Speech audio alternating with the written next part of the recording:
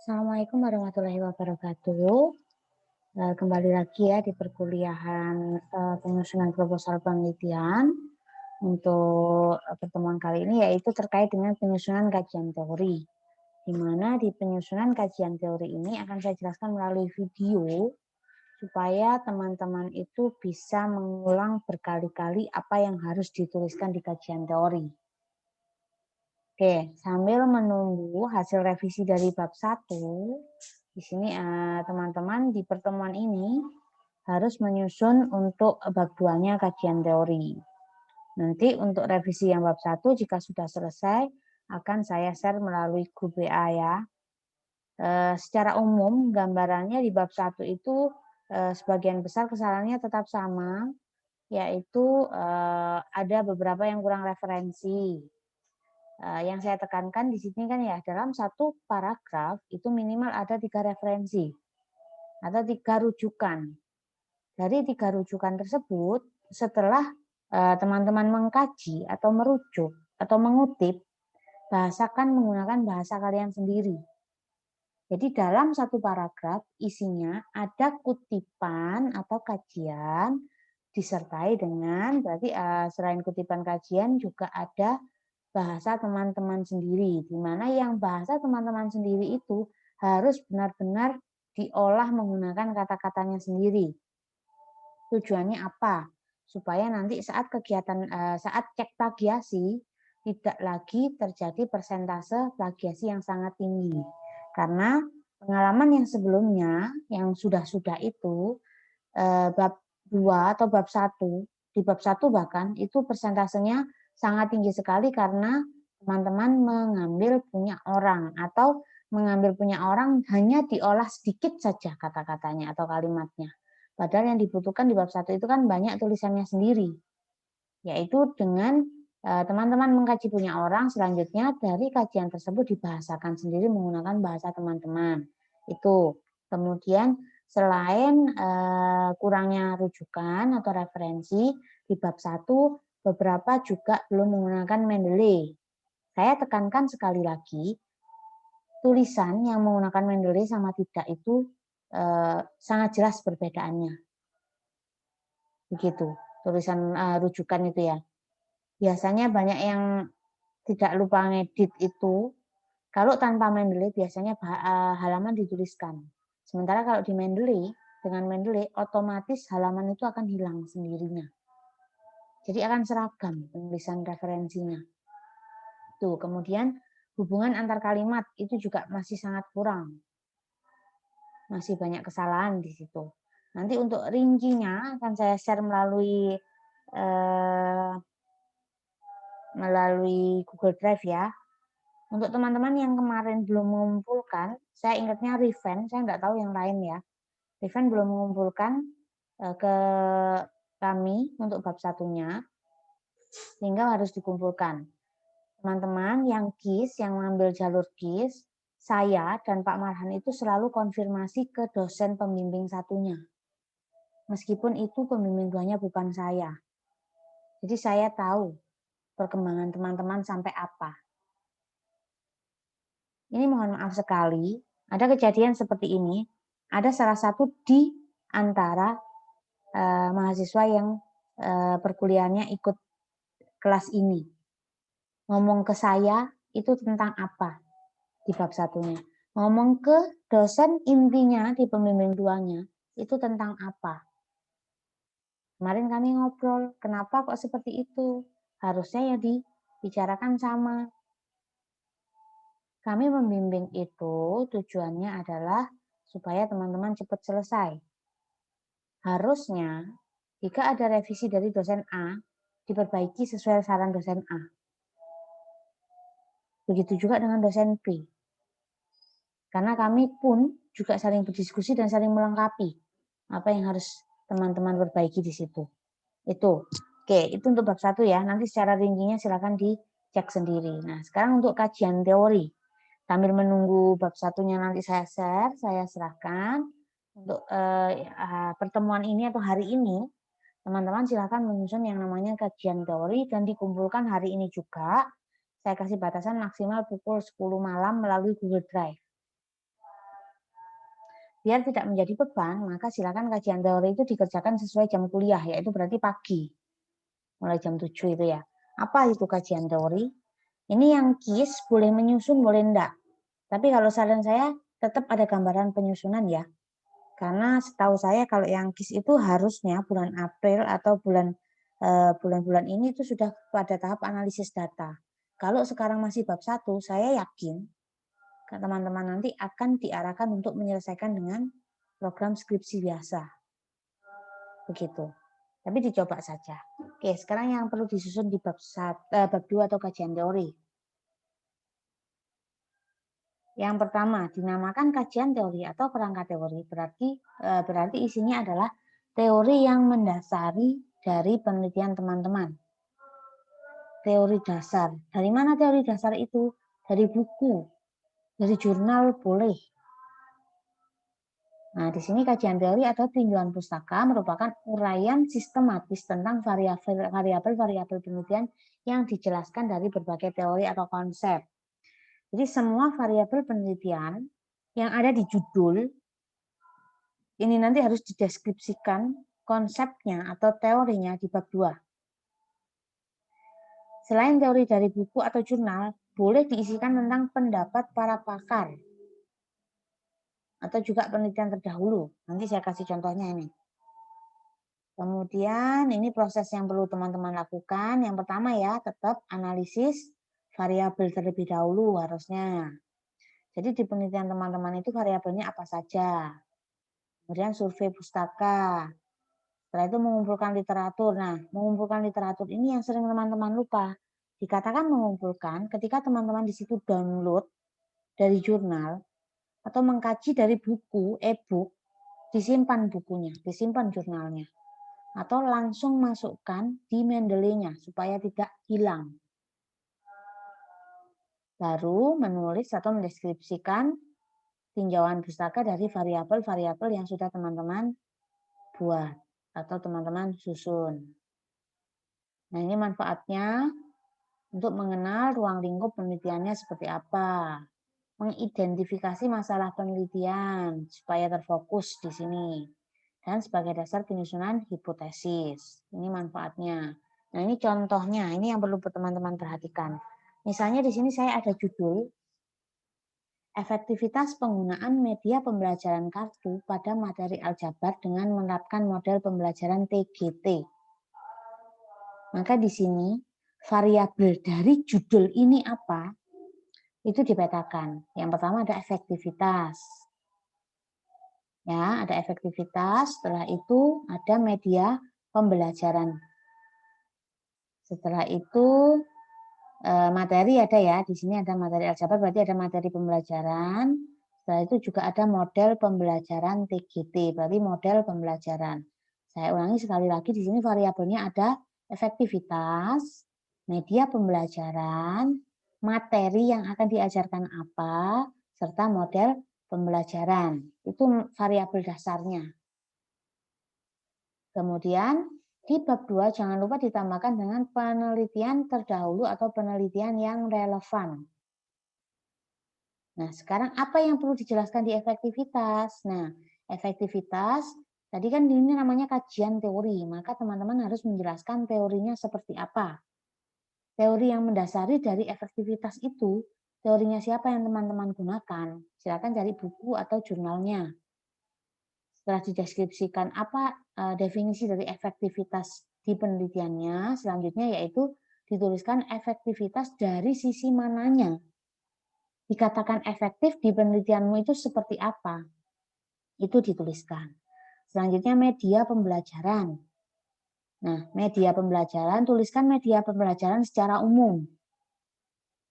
Selanjutnya, deskripsikan media secara khusus yang akan digunakan di penelitianmu. Untuk media, karena ini sudah fokus ke matematiknya, maka yang dituliskan adalah selain media secara umum dan media secara khusus, tuliskan peran media dalam matematika. Teorinya siapa itu? Yang ketiga, model pembelajaran. Kita ketahui model itu kan ada ceramah, ada langsung, ada kooperatif misalnya ya. Nah, model pembelajaran di sini tuliskan secara umum definisinya model pembelajaran apa. Selanjutnya, deskripsikan secara khususnya model pembelajaran yang digunakan di penelitianmu apa. Kalau di sini berarti model pembelajaran TGT yang secara khususnya. Yang dituliskan apa di sini? Yang dituliskan adalah langkah-langkah pembelajaran yang digunakan atau sintaks pembelajaran. Itu untuk model pembelajaran. Sintaks yang digunakan di penelitianmu apa itu dituliskan. Selanjutnya materi. Nah, kalau materi berarti tuliskan KIKD-nya apa.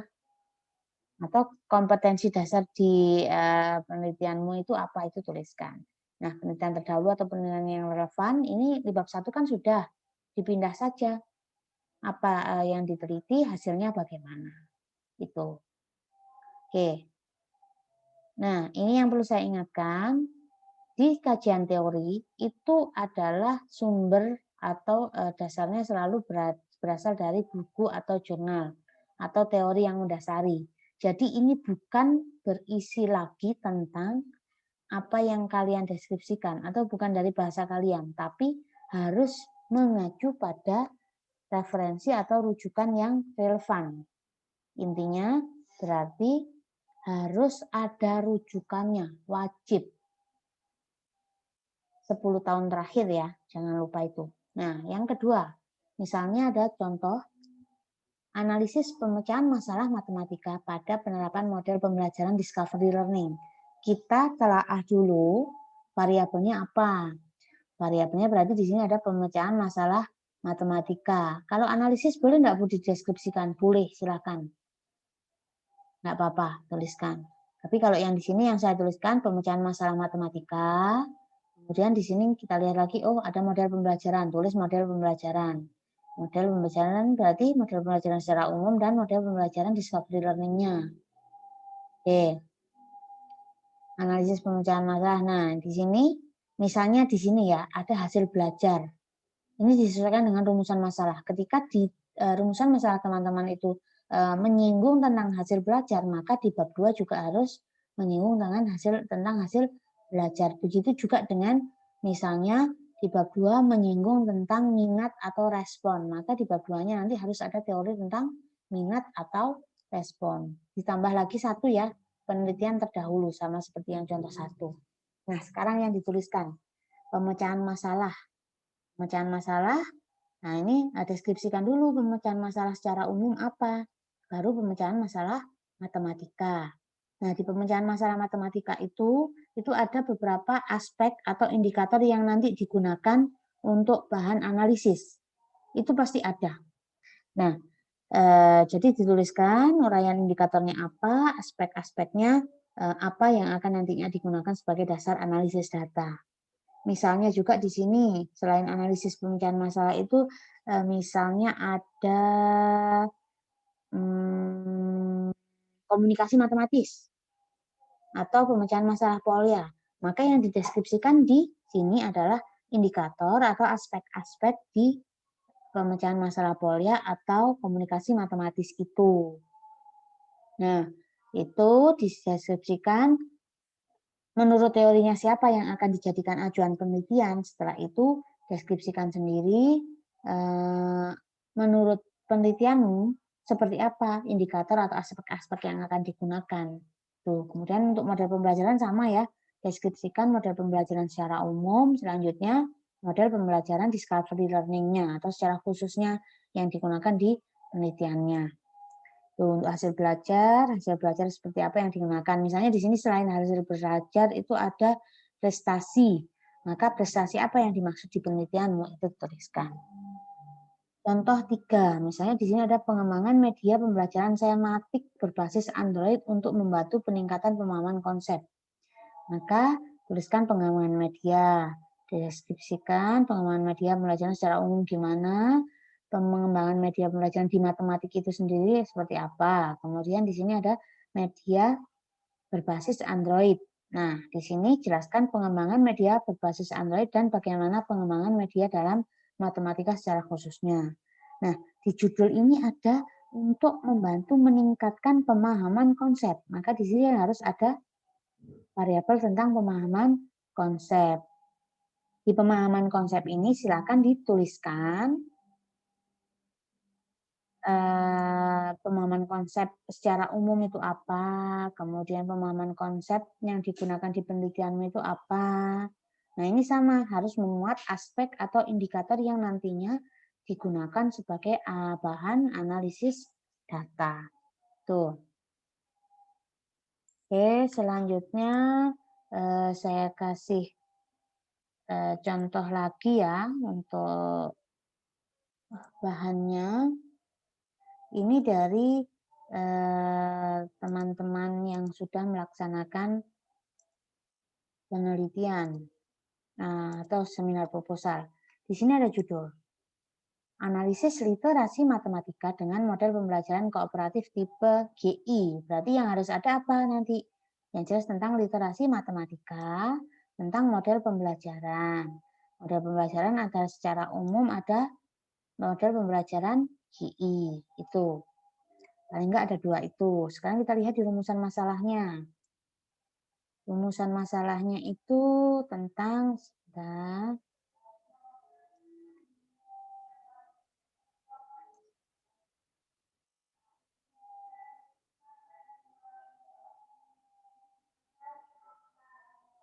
pemahaman di atas, yaitu prestasi kekerasan nasional.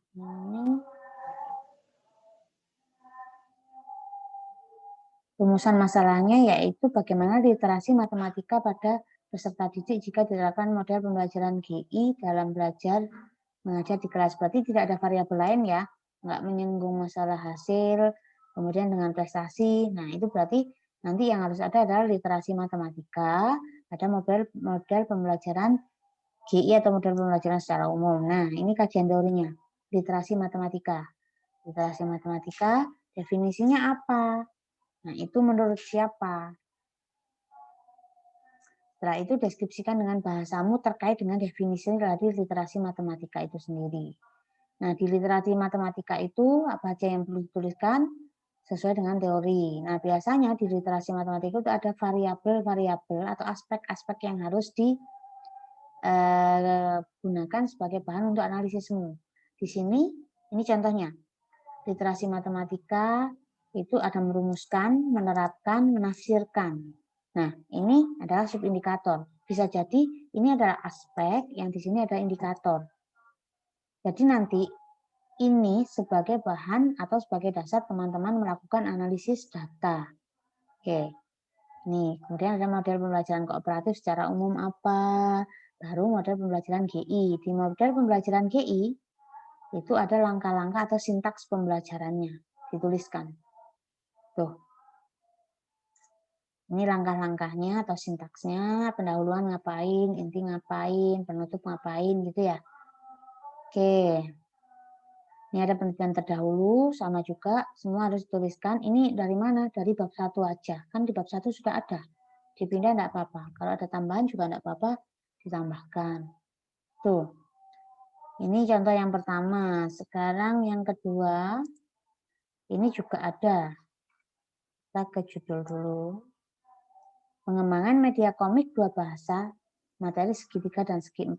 Berarti nanti ada media komik, komik dalam matematika, komik 2 bahasa, ada materi dalam matematikanya. Contoh di bab 2-nya. Yang dideskripsikan di sini.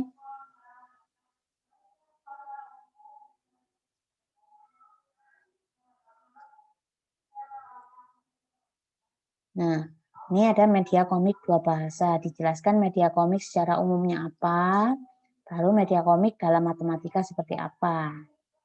Tuh, deskripsikan. Terus, selain itu ada juga kelayakan. Nah, di sini karena dia melihat efektivitas atau kelayakannya, dituliskan kelayakan atau efektivitasnya di sisi apa. Itu deskripsikan di sini.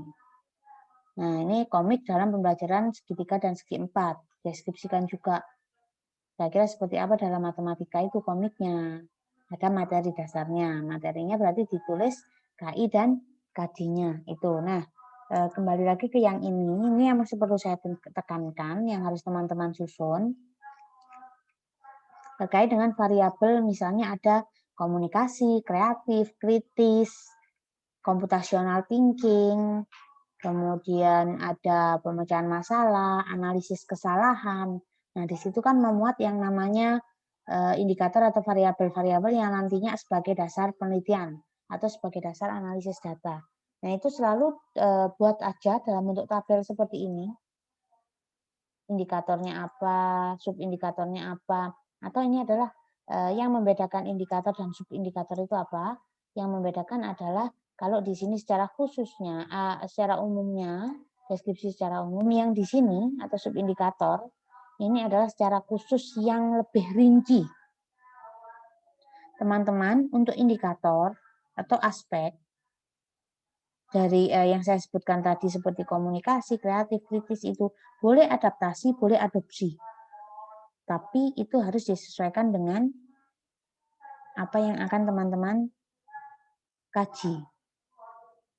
Harus beda ya, harus tahu bedanya ya, apa itu adaptasi, apa itu adopsi. Tuh. Kalau membuat sendiri gimana, Bu? Boleh membuat sendiri, tapi nanti teman-teman resikonya harus melakukan validasi terlebih dahulu. Itu kan panjang ya. Kalau saran saya, adaptasi atau adopsi saja yang sudah ada. Kalau kita mengganti dikit-dikit, nah itu kan termasuk adopsi atau adaptasi, itu kan boleh. Yang mengambil secara langsung itu adopsi atau adaptasi. Kemudian yang mengedit sedikit-sedikit itu adopsi atau adaptasi, silakan dipahami.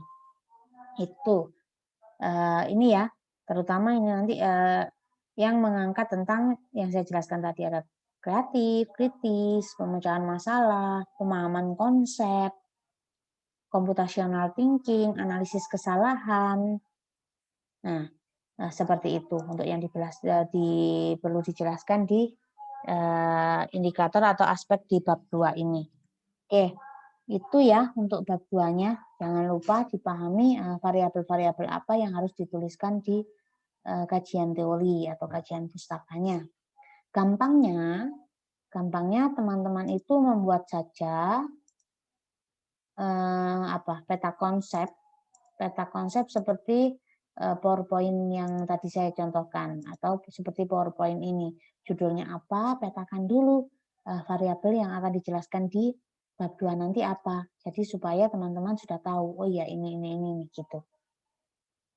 Yang perlu saya tekankan, di kajian teori itu dasarnya adalah buku atau jurnal, bukan pemikiran sendiri. Karena itu adalah yang melatar belakang, atau yang mendasari dari penelitian teman-teman atau variabel-variabel dari penelitian teman-teman. Tuh, itu diperhatikan dan referensinya 10 tahun terakhir, berarti kita mulai dari 2012 aja. Setelah itu dikerjakan dengan menggunakan Mendeley, jangan lupa ini dikumpulkan hari ini juga. Oke, saya kira cukup untuk penjelasan pagi ini. Silakan disimak dan dipelajari. Semoga puasanya berkah ya, karena lagi berada di bulan puasa. Kemudian juga kalau ada apa-apa silakan tanya melalui grup. Nanti kalau dari bab 1 atau bab pendahuluan sudah selesai, langsung saya infokan melalui grup. Karena beberapa sudah, beberapa belum. Terutama yang belum mengumpulkan, saya tunggu. Silakan dikerjakan, direvisi, kemudian di-share atau di-upload di Google Drive-nya. Terima kasih. Cukup sekian. Assalamualaikum warahmatullahi wabarakatuh.